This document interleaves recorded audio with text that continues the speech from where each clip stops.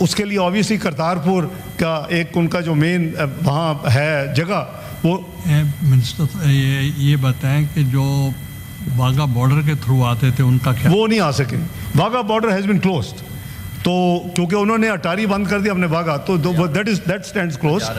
और वो आगे आएगा जी पॉइंट। तो उसमें ये हमारा फैसला था और इसलिए उनको 48 घंटे दिए गए हैं। अदर दैन सिख पिलग्रिम, मैं क्लैरिफाई कर रहा हूँ कि वो तमाम लोग जो सार्क वीज़े के ऊपर इस वक्त पाकिस्तान में मौजूद हैं इंडियंस, वो 48 घंटे के अंदर पाकिस्तान से निकल जाए। तीसरा, इन्होंने हमारे जो डिफेंस, नेवल और एयर अटैचीज़ होते हैं, एडवाइज़र्स होते हैं, जो हमारी एक कोर टीम होती है आर्म फोर्सेस की नुमाइंदगी करते हुए, उनको इन्होंने पर्सोना नॉन ग्रेटा डिक्लेयर किया और उनको इन्होंने कहा जी कि ये 1 मई तक निकल जाएं।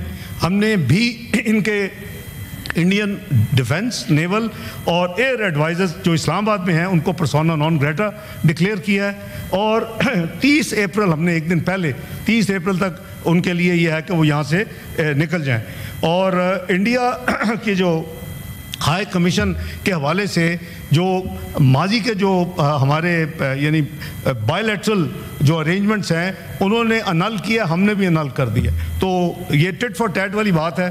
चौथा, इन्होंने हमारा हाई कमीशन जो न्यू दिल्ली में है उसकी स्ट्रेंथ जो है उसको 55 से रिड्यूस करके 30 पे ले आए हैं। तो रेसिप्रोकली हमने भी जो कल फैसला कौमी सलामती कमेटी ने किया कि वो भी इनकी भी स्ट्रेंथ जो है वो 30 से ज़्यादा नहीं होगी। इस्लामाबाद में जो इनका हाई कमीशन इंडिया का, और ये भी इफ़ेक्टिव होगा 30 अप्रैल 2025 से। चौथा, जो ये वो चीज़ें हैं जो वर्चुअली रेसिप्रोकल हैं, लेकिन 2 चीज़ें हमने इन एडिशन की हैं कल।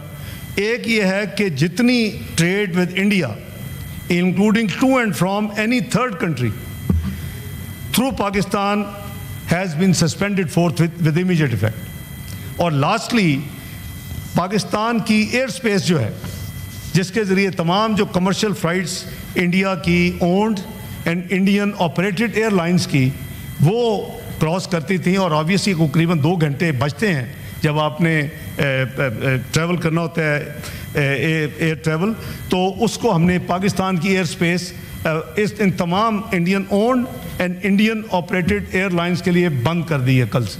तो ये स्पेस जो है बंद हो गई है। तो मैं अर्ज़ करूं कि हमने डिप्लोमेटिकली पॉलिटिकल फैसले हो गए हैं। हमारा जो पार्लियामेंट्री या पॉलिटिकल है वो हम सब एक पेज पे हैं। अल्हम्दुलिल्लाह ये एक डेमोन्स्ट्रेशन है। मैं मशकूर हूँ एक दफ़ा फिर तमाम पॉलिटिकल पार्टीज़ का और लीडर ऑफ द अपोजिशन का कि उन्होंने मिल के हमारे साथ हमारी जो ड्राफ्ट था उसको खुले दिल से, खंदा पेशानी से उस पर हमने म्यूचुअली उसको इम्प्रूव किया, उसको ड्राफ्ट किया जो फॉरेन ऑफिस ने initial draft as per practice पेश किया था। डिप्लोमेटिक मूवमेंट जो है वो जारी हैं।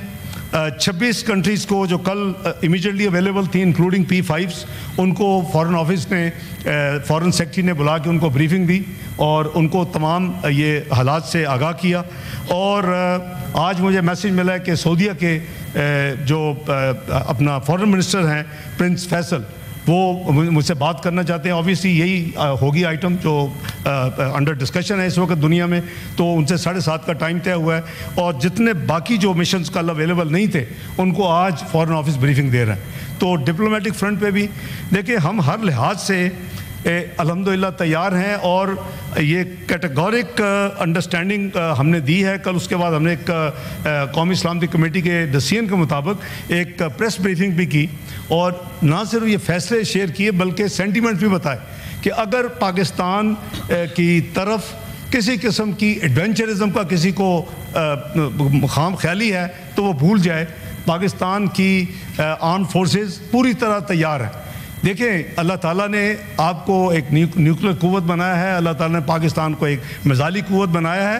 तो मैं समझता हूँ कि अल्लाह के फजल व करम से अगर खुदा न खास्ता किसी ने हमारी तरफ को मैली आंख से कोई कोशिश की तो उसको जवाब उसी तरह मिलेगा जैसे उनको माजी में जवाब मिला था। तो बेहतर है कि ये वो गलती ना करें, क्योंकि इस गलती से इस रीजन का जो पीस है और इस रीजन की जो स्टेबिलिटी है, इस रीजन की जो ग्रोथ है, इस रीजन की जो डेवलपमेंट है, इस रीजन की जो पावर्टी एलिवेशन के लिए कुछ जो काम हो सकते हैं वो नहीं हो रहे। Already India is a big cause for all these irritants. एक सार्क का एक बड़ा अच्छा फोरम बना कई दिहाइयों पहले, और उसको नॉन फंक्शनल सिर्फ एक मुल्क की वजह से हुआ।